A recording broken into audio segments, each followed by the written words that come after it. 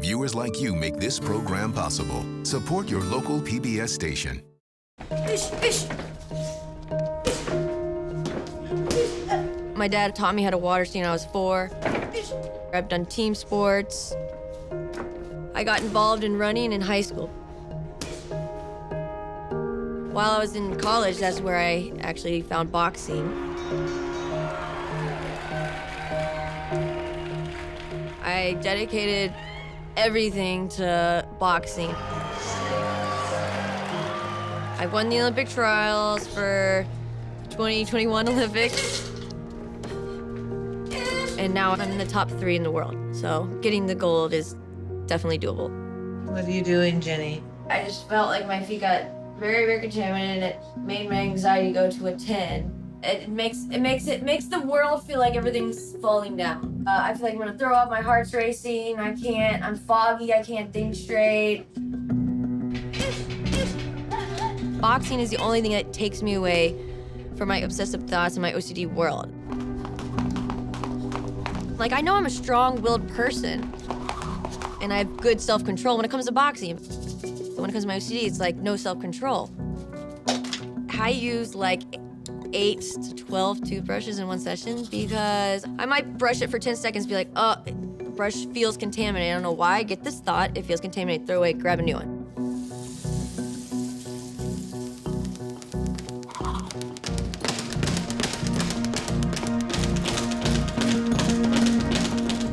I'm like, wow, Jenny, you can spar 8 rounds, go hit the bag 6 rounds, and go do a 30-minute run. And that's easy to me.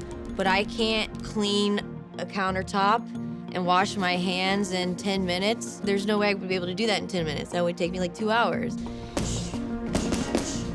There's always a constant battle in my head, like, Jenny, let's stop. But I can't stop, even though I want to so bad. Blows my mind almost. I don't understand why I can't. And that's what I'm still trying to figure out.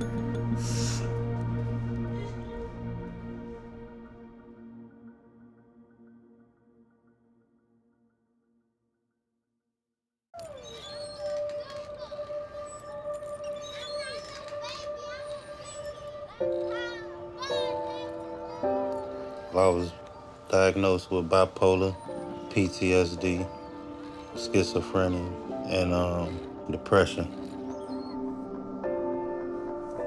I've been diagnosed with comorbid depression, but it is secondary to the OCD.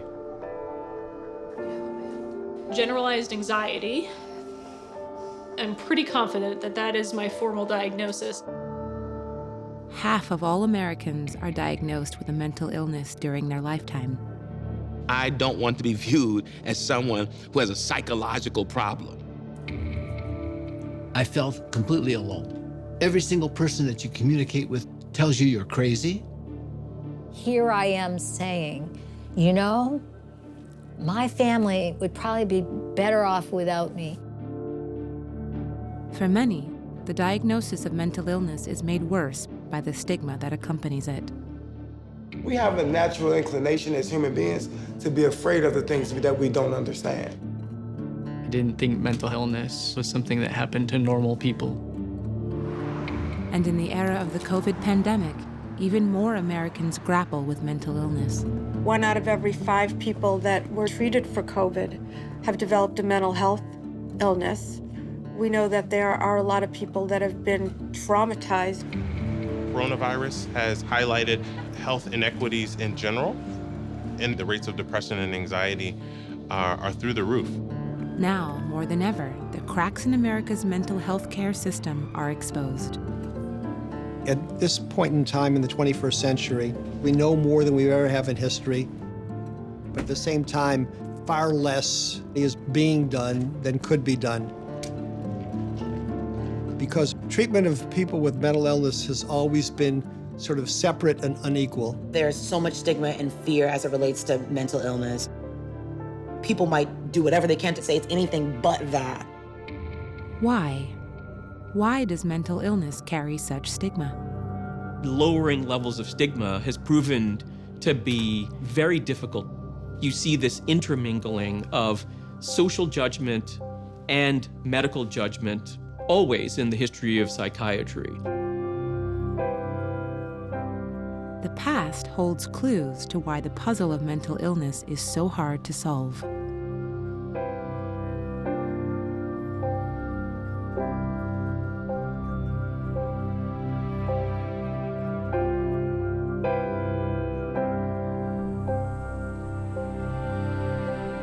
Since the beginning of recorded history, people searched the body, the soul, and the brain for clues into mysterious behaviors, asking, are they evil or illness?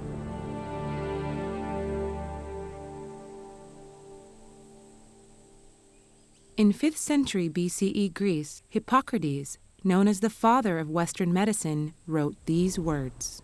It is the brain which is the seat of madness and delirium, of the fears and frights which assail us, insomnia and sleepwalking, of thoughts that will not come, forgotten duties and eccentricities. All such things result from an unhealthy condition of the brain. This was a radical notion at a time when most saw madness as a curse from the gods. This idea that so much of what is essentially human about us runs through this thing that sits inside our head is a remarkable insight. Hippocrates believed the health of the brain depended on the health of the whole body.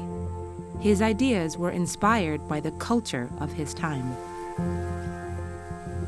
For the Greeks, the 4 elements, air, earth, water, and fire, were essential to their understanding of the world. And Hippocrates claimed they corresponded to 4 fluids in the body called humors. Humoral theory saw a variant of each of the 4 elements operating in the human body. They were either dry or they were wet, and they were either hot or they were cold. The way to stay healthy is have everything in balance, not too hot, not too cold, sort of the Goldilocks kind of principle of good health. This theory would shape the treatment of the mentally ill for more than 2,000 years. Most physicians believe these humors affected the brain and therefore affected how people actually behaved. For example, a person with a more black bile in their body would be more depressed, so it can lead to insomnia, forms of hallucinations. It can lead to a number of other issues that we would identify as mental illness. Doctors believed blood carried the humors throughout the body. So they treated these imbalances by bleeding patients with leeches or knives. But who was considered mentally ill was shaped by the culture of the time. Historically, medicine in general and also psychiatry have looked at themselves as immune to the impact of society and culture, as if that it would be unbiased, right? And totally just trying to be scientific.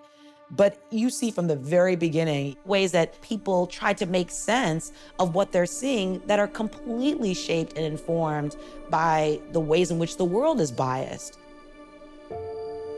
One enduring bias, embodied by an ancient Greek diagnosis, targeted women who behaved too emotionally.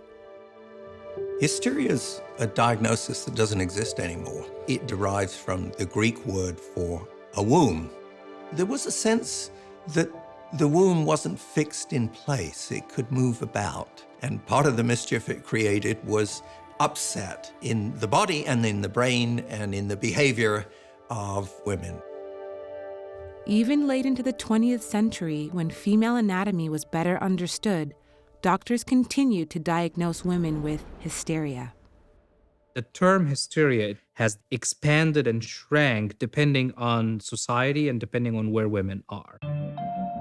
In many cases, women simply voicing their opinion, participating in society, or offending a prominent male in their household would be branded as mentally ill. The beliefs of the day often shape the understanding of mental illness. In societies where authority was organized around religion, it was common sense that mental illness was either divinely inspired or the product of devilish intent. In the 4th century, the rapid rise of Christianity forged an enduring framework that would shape how society sees the mentally ill to this day. Early proselytizers quoted the Old Testament, warning non-believers, "The Lord shall smite thee with madness." One of the problems for the mentally ill that came with Christianity was that mental illness was related to the morality and the worthwhileness and the sinfulness of the person who was suffering. So if life was a battle between God and the devil, the mentally ill were seen as pawns of the devil. When it came to treatment, humoral techniques competed with religious ritual. You would vet these people, triage them like in an ER, and try to figure out whether, let's say, a delusion was due to a supernatural spirit that had invaded their soul or a disruption of their body. It was a critical fork in the road, because if it was a disruption of their body, you're going to send them to the humoral doctors who would bleed, who would do their thing. If it was a possession of the soul, you needed to really be careful with this person, because the power of a witch and of being possessed, they can possess others. And so they were shunned, and even worse, they were often punished. Sometimes with the best of intentions, exorcisms, but exorcisms that might result in death. Anyone that doesn't fit in to the kind of archetype of what a woman is supposed to be is obviously ill or sick / a witch. That is a direct reflection of the culture that it came from. So psychiatry is a science that grapples constantly with cultural norms, because it's really deciding what's outside the kind of spectrum of normal behavior and what is inside it. The question of what these behavioral problems mean has persisted, right? The why this person, why me? There must be some meaning associated with this affliction. So even though our religious and social and scientific authority has shifted over time, there is still this notion, this quest for meaning.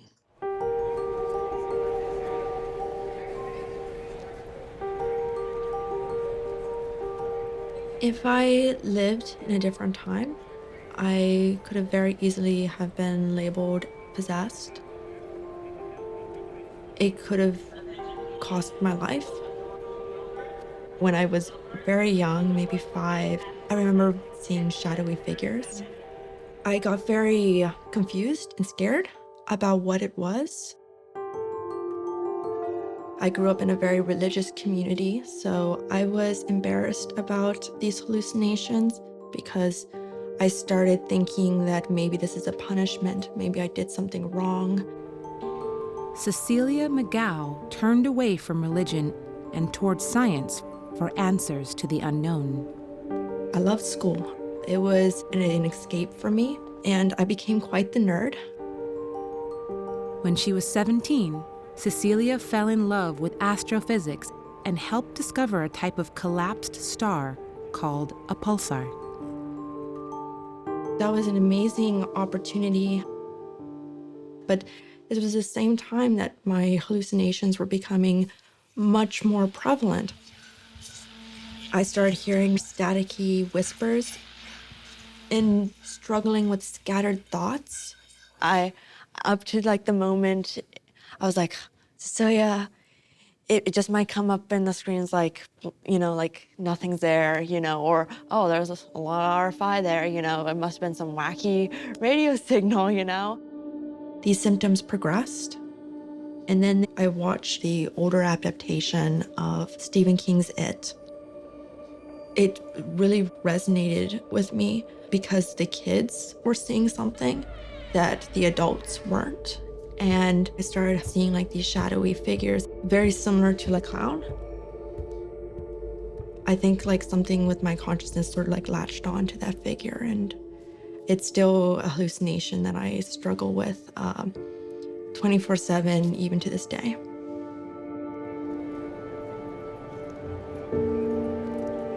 I kept these hallucinations very much a secret. I was hoping that maybe if I moved away, things will change. But it was quite the opposite.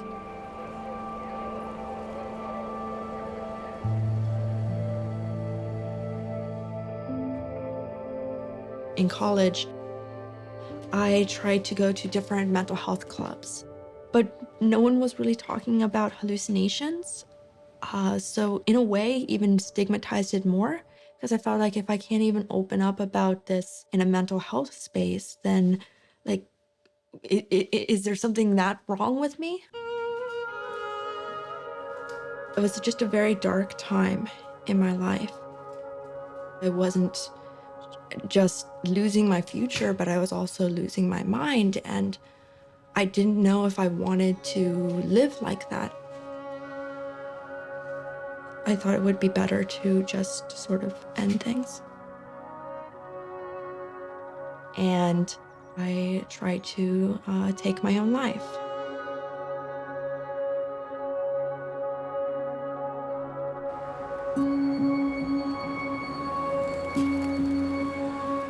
A combination of the Greek words split and mind, schizophrenia, is used today to describe Cecilia's hallucinations and scattered thoughts. While this diagnosis only dates to the early 20th century, individuals have experienced Cecilia's constellation of symptoms across time and culture. This is the case for other mysterious disorders as well. In the 16th century, Saint Ignatius Loyola, founder of the Jesuit order, blamed himself for his obsessive behaviors he called scruples or doubts about his faith in God. Today, psychiatrists still use the word scrupulous to describe certain types of obsessive behaviors. And for many, the legacy of self-blame persists. I was diagnosed with OCD when I was in 6th grade. My family, they support me all the way. But I hid my OCD because I was scared of getting judged. I didn't accept it, and I was like, that's not who I am. I don't want people to know that that's who I am. I came out to the public in 2015 at the Olympic trials because I knew that I was gonna be around like my team members 24/7 and rooming with them. So I knew I wasn't gonna be able to hide it from them.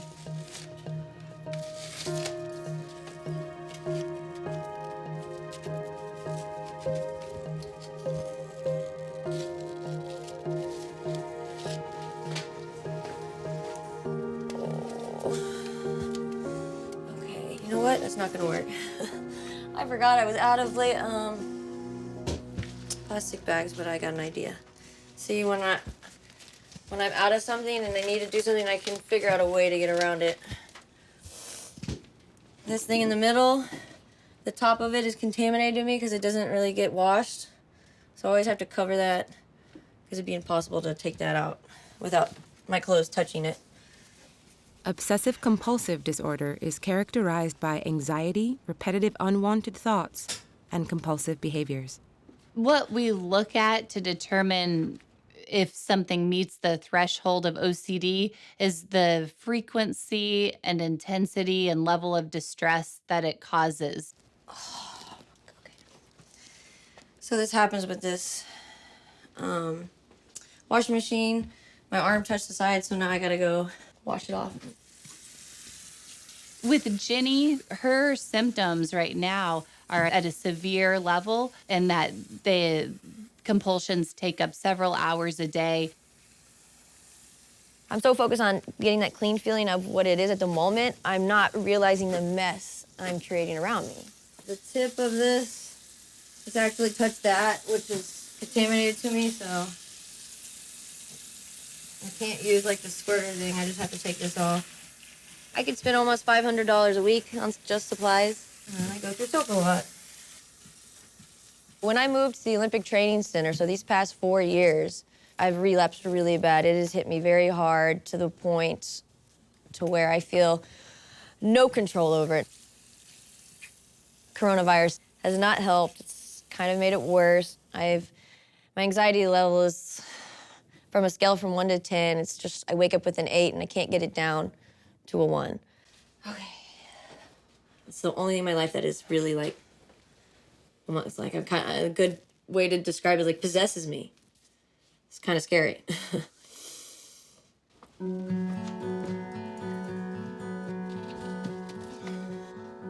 Oh, I gotta concentrate.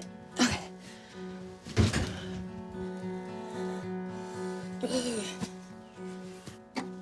Hate these washing machines.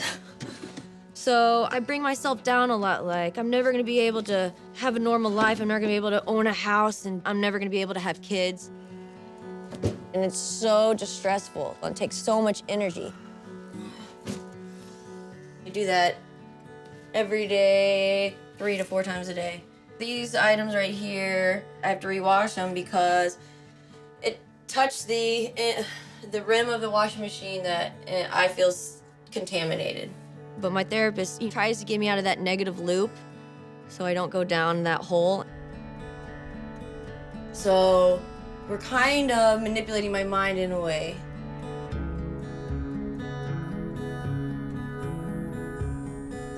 Today, therapy is a common intervention used to manipulate the mind. But the modern concept of the mind is only a few hundred years old. In the 18th century, known as the Age of Reason, people looked beyond religion for clues into the mysteries of mental illness. England's King George III ruled a global empire. But when he was 50 years old, he was racked with convulsions and delusions and began speaking incessantly until he foamed at the mouth. When King George III became ill and started to spout nonsense, it was exceedingly distressing because he was supposed to be close to God. Initially, the doctors around him tried the usual humoral remedies. They bled him, they blistered him, and it didn't work. Everyone by this point knows you call in the humoral doctors, you probably should get ready for the funeral because they're gonna kill you. If you're not gonna die on your own, they'll bleed you to death. But King George's wife took a chance. She called in a doctor named Francis Willis, who was, rather obscure country doctor. But he had adopted the methods that had started with John Locke. John Locke is the first person who says, there's a thing called a mind. Locke, a philosopher and physician, defined the mind as the source of consciousness and identity, and claimed it was part of the natural, not supernatural world. And because it's a natural thing, it can be ill. And this, he says, is a kind of illness that only the mind can have. Mental illness. Has nothing to do with the soul. We need to treat it. You gotta attack these incorrect ideas. You've gotta refute them. And Francis Willis has the gall to do this to the king. Willis took Locke's ideas and attempted to manipulate the mind of King George with physical force. But a letter from the Queen's attendant reveals this new therapy was not so different from the spiritual exorcisms of the past. The unhappy patient was no longer treated as a human being. He was sometimes chained to a stake. He was frequently beaten and starved, and at best was kept in subjection by menacing and violent language. As we've seen, exorcism involved through some metaphysical means driving out the devil. This is a more physical attempt to force the patient back into the world as it is, not into the phantasmagorical world that he is trapped in. Francis Willis printed a coin that said, the king is restored, and on the back he might as well have put, like, Francis Willis, call me, because the coin said, this is the guy who did it. Now, all throughout Europe, there was this almost panic. The English know how to treat mental illness. They can cure it. This was, in a way, the biggest moment for the emergence of a mental kind of medicine.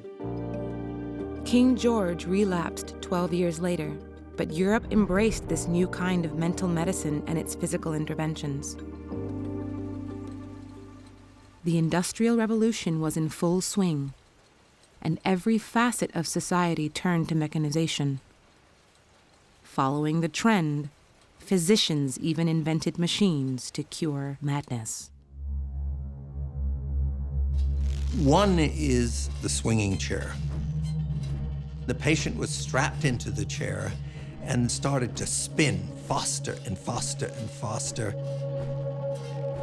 People vomited, they voided their bowels and their bladders, their hair stood on end, they lost consciousness in the end. There were all kinds of devices like this.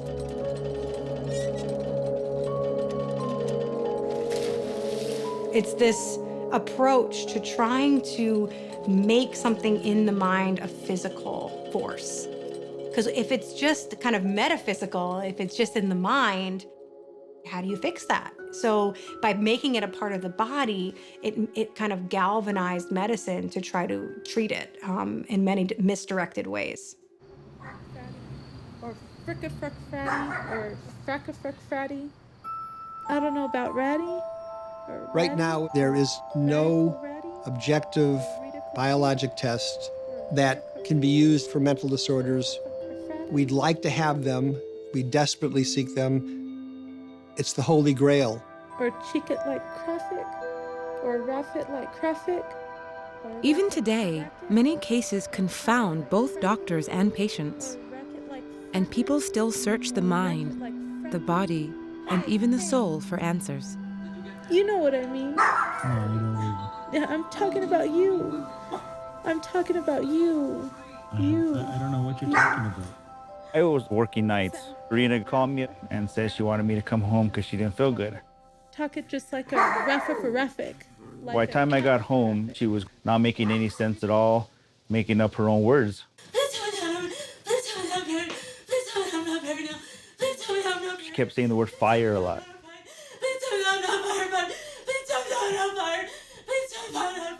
Religion is a big part of our life.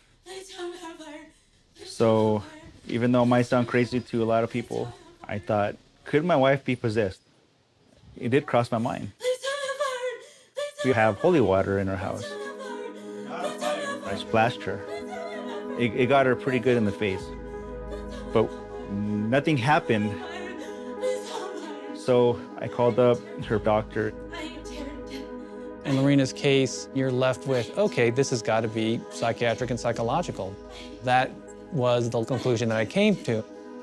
A lot of the things that started to come up appeared to coincide with an anniversary of her mother's death and an extremely difficult childhood with a long history of multiple episodes of abuse.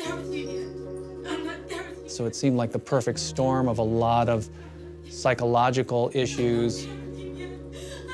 Lorena was admitted to a psychiatric hospital, but after nearly a week on medications, she showed no response. They did tell me one day, we don't think this is something psychiatric. They said, we think it's something medical. We need to send her back to the hospital. So they start over. They were just trying everything they can. They came back and said, look, we see something like a mass on one of her ovaries. And they said, we found antibodies. In our lifetime, we would never think we would ever see any of this. A team of specialists uncovered evidence of a rare autoimmune disease attacking her brain called anti-NMDA receptor encephalitis. For her, triggered by an immune response to an ovarian tumor. What appeared to be a psychotic break was really just a symptom of a storm of hormones and chemicals that just essentially made her brain on fire. The disease was virtually unknown until journalist Susanna Cahalan brought it to the world's attention. I was the 217th person to be diagnosed with this ever in the history of the world. 217. I remember feeling so ashamed about the psychosis, about the hallucinations. First was misdiagnosed as bipolar disorder, and then was misdiagnosed as schizoaffective disorder. And as I became more and more psychotic, I became a difficult patient, is what I was called. There was a hopelessness. But when I was diagnosed with autoimmune encephalitis, there was a shift. You could recover from this illness, whereas the implication with a serious mental illness is that is something that you have for the rest of your life. Please tell me I'm on fire. Please tell me I'm not on fire. Please tell me I'm not on fire. You don't remember that one? This disease just took over my mind, heart, body, soul, everything. It took probably about 5 months of me being home for me to even really know I was here in my house. It's just very scary. But who knows how many individuals have ended up in the psychiatric ward being labeled with schizophrenia or anxiety or bipolar or what have you, when there could be more of an underlying medical issue. You just never know. Lorena's case sheds light on how biology and mental illness are intertwined. Was she suffering from a physical or mental disorder? Is there even a difference? This question has long puzzled science. In the late 1800s, a biological breakthrough raised hopes researchers were close to finding the root of all mental illness. Advances in dissection revealed the brain contained cells called neurons. And scientists discovered different regions controlled different behaviors like speech, movement, and sight. Would they find the source of madness next? This was the era of the asylum. Hundreds were built to treat and house the insane. When patients died, their bodies were often sold to researchers. They probed these corpses and zeroed in on a mental illness afflicting about 1 in 4 asylum patients: general paralysis of the insane. This came with both neurological symptoms and psychiatric symptoms, which were often quite subtle at first. Difficulty articulating words, shuffling gait. You, at the same time, developed these extraordinary psychiatric symptoms. You often believed you were Jesus or Napoleon or Mary, Mother of God. And as this progressed, you became increasingly paralyzed, and eventually you usually choked to death. Some psychiatrists thought that general paralysis of the insane was the end state of all forms of madness. But then doctors noticed a surprising connection. Dissections revealed that in many patients previously treated for syphilis, a common sexually transmitted disease, the infection had migrated to their brains. It creates a sense that biology may be a way forward. If 1/4 of all madmen were really the result of infectious illness, what about the rest of them? Soon, advances in imaging techniques unlocked the details of single neurons. And for the first time, scientists found physical evidence of diseases like Alzheimer's and Parkinson's. But this idea that we were going to make this major breakthrough in understanding all of madness through biology, through pathology, that didn't come to fruition. Today, ever more sophisticated tools provide new clues. Gene sequencing may one day reveal the genetic origins of these diseases. MRIs and PET scans offer insight into how disorders like schizophrenia impact different regions of the brain. But there are still many unknowns.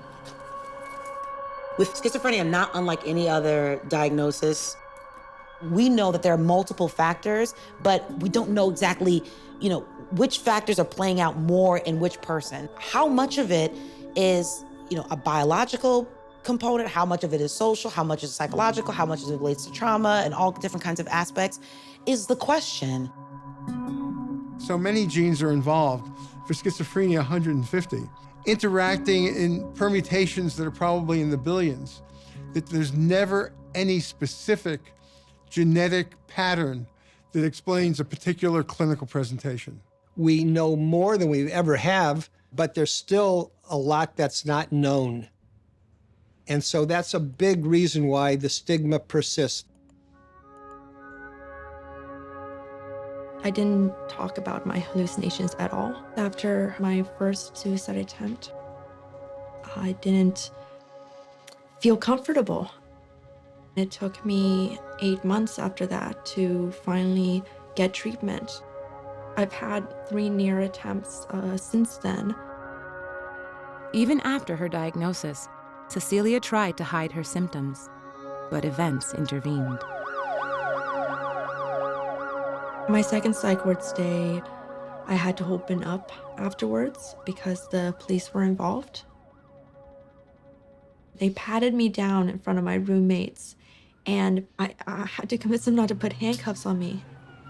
I wasn't at all refusing to go. I have no history of violence. I believe I was gone for 10 days. And when I came back, people knew something was up, and I had to set the story straight. So I opened up through a social media post.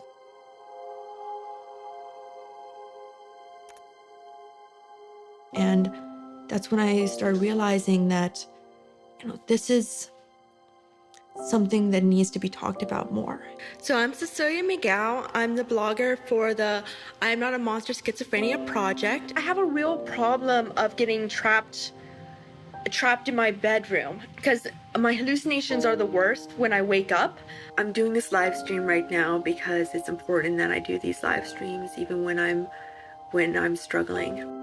There's extensive data which shows that if you're treated for an acute episode of schizophrenia, particularly earlier at the beginning of your course of illness, your response to treatment is very good. But if left untreated, studies suggest schizophrenia gets worse over time. Cecilia didn't start therapy or medication until 15 years after her first hallucinations. This is my first video since coming back from my 6th psych ward stay. And like many living with schizophrenia, she's tried a variety of drugs and therapeutic approaches. Sometimes I feel like it's a choice for me to take my medicine, go to sleep, be a good patient, or stay up and do work because my medicine makes me go to sleep. 80% plus people will have a very significant response to antipsychotic drug treatment. The thing is sustaining that. I tried different medications. Some of them would make the hallucinations worse during medicine changes. With schizophrenia, we believe that there's a certain biological component, but it's not the full story. When I see those giant spiders, that usually happens during the medicine changes. So what that means is that when we look at treatment, we have to combine different interventions that target different types of challenges. More than a century ago, one doctor recognized this complexity and realized biology might not have all the answers. In the late 1800s, Sigmund Freud was a frustrated neurologist hoping to discover the biological mechanisms of thought and feeling.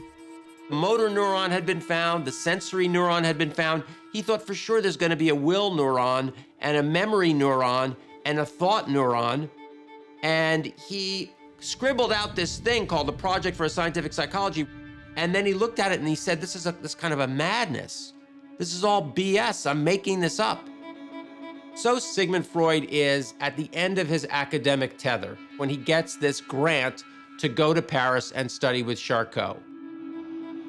When Freud met him in 1885, Jean-Martin Charcot was the world's most prominent neurologist. At the Salpêtrière Hospital in Paris, he was trying to unravel one of psychiatry's oldest and most vexing diagnoses.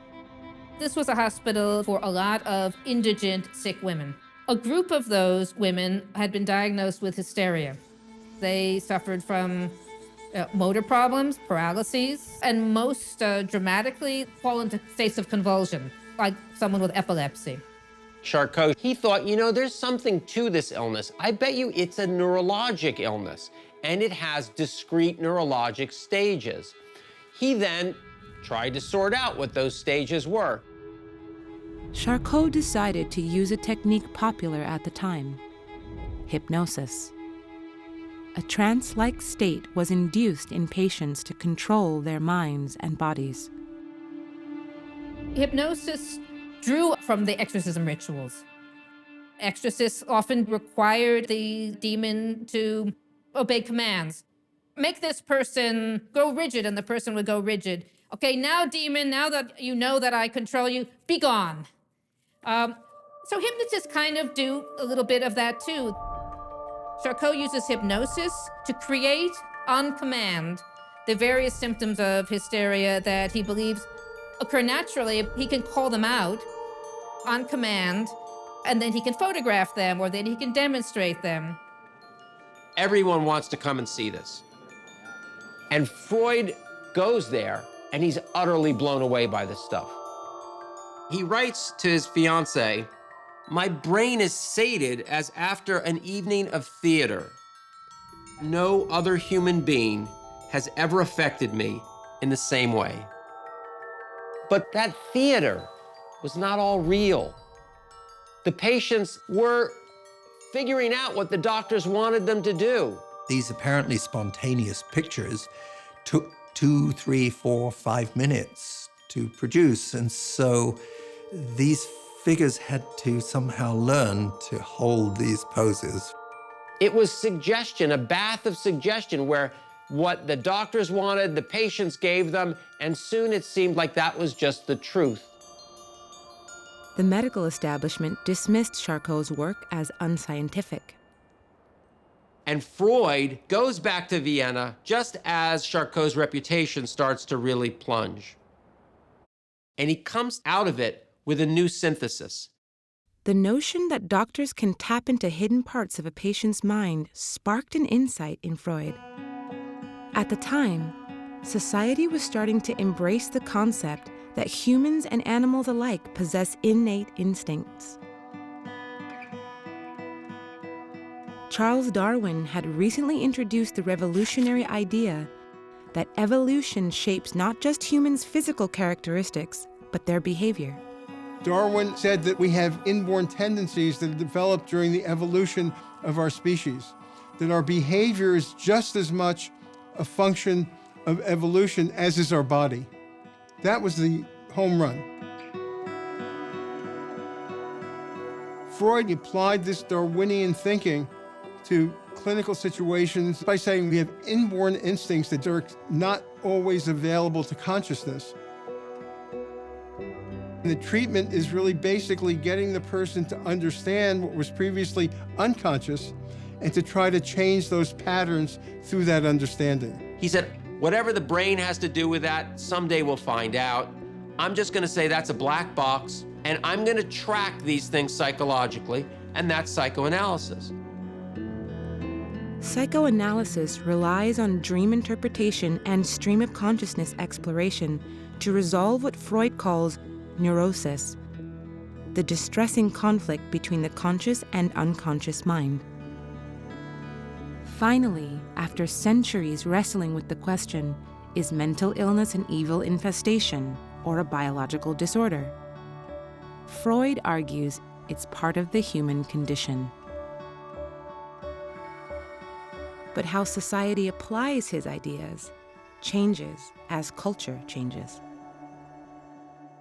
We know for a fact that when we're walking and living our lives, that there are all kinds of behaviors and actions that we do that are not within our conscious awareness. We just do them. So why wouldn't that be the case when it comes to unconscious feelings, motivations? So for me, sort of the lessons and teaching of Freud as it relates to some of that is helpful. Other things, not so much. Tommy wouldn't be behaving as he is if he weren't seriously upset by something that we don't understand at the moment and that he's not aware of himself.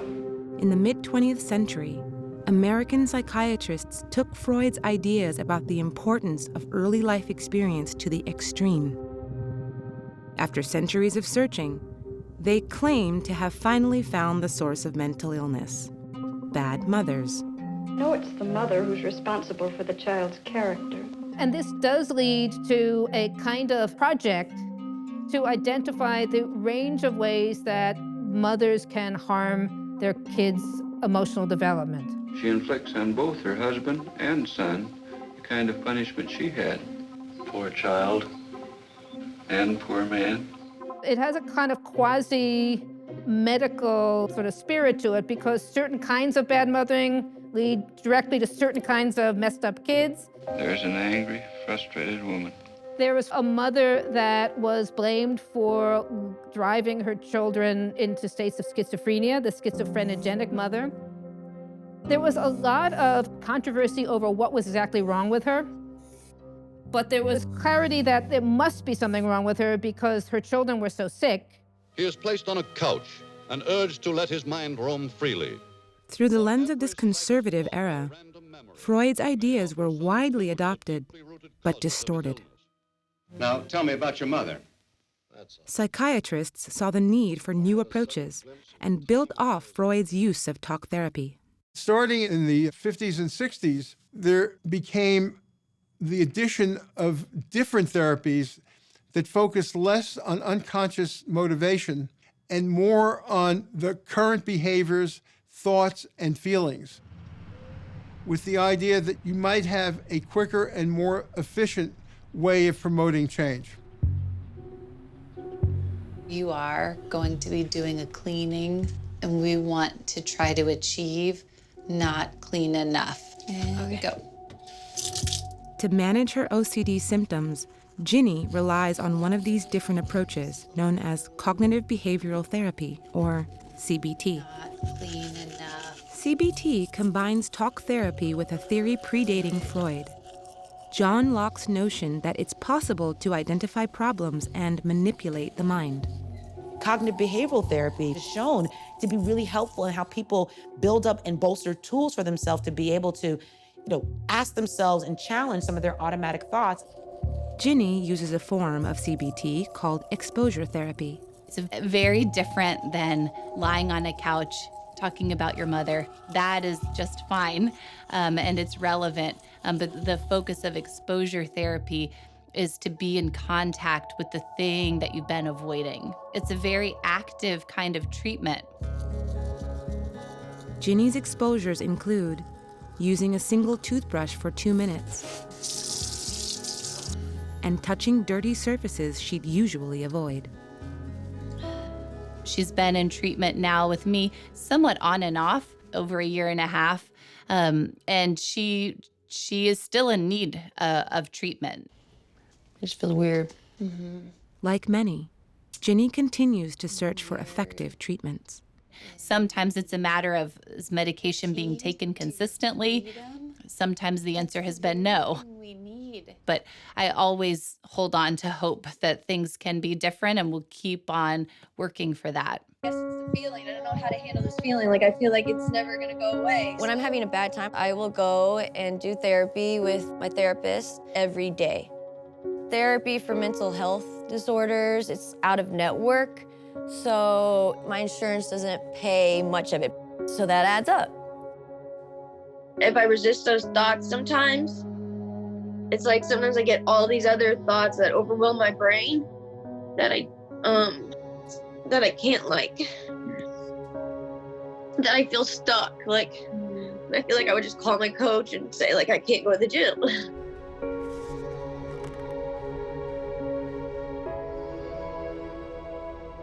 Well, I think society doesn't help people with mental health as much as like physical problems because a lot of people still don't understand it. The United States Olympic Committee, they're willing to help me because they want to see me succeed and win a gold medal. So I'm lucky with that, but most people don't get that. Most of my therapists that I've had have been when I've been in a psych ward. I went to a therapist once, but unfortunately, and this is the case for a lot of people, I couldn't afford to have a therapist and a psychiatrist and support myself. It's frustrating that sometimes you have to make that choice on what can you afford for your mental health. And After centuries, mental illness is still shrouded in stigma and mystery.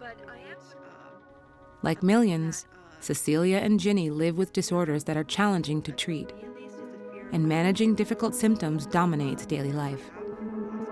I sometimes actually take pictures of little spiders with my phone because I've realized that if I take a picture, I don't hallucinate it on the screen. Cecilia's social media presence took off, I think that says hello from Spain, but I'm not... attracting thousands around the world living with schizophrenia. Drive too fast for me. Turn the radio down so you can hear me. Cecilia left her studies in astrophysics and started the organization Students with Psychosis. It's a supportive community that pushes back against centuries of stigma. We're starting a big movement here tonight, and what we really want to do is change policies in the future.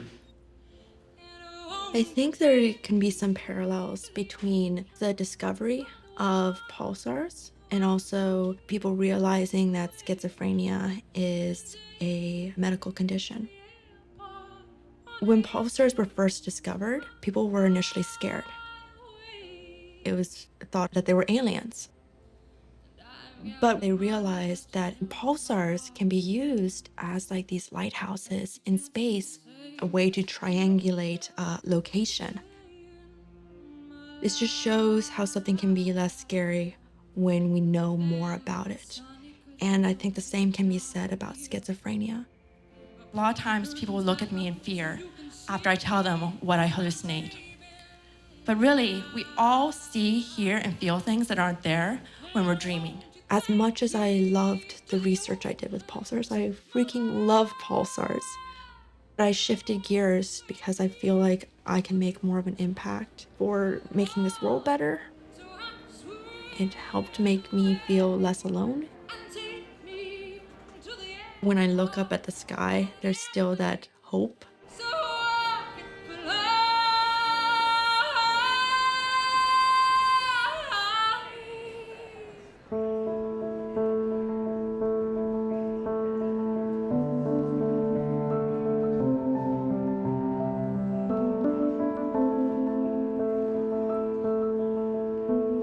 Only a few days after Cecilia's event, the COVID pandemic shut down New York City and the world, raising urgent new questions about mental illness and how society will respond. COVID-19 is a great revealer. There is a sad and tragic opportunity we have to take stock of what kind of vulnerabilities exist in our society and try to remedy them. At the same time, looking back at history, you wonder whether, Americans have the steel to address the kinds of problems that are being revealed in our time.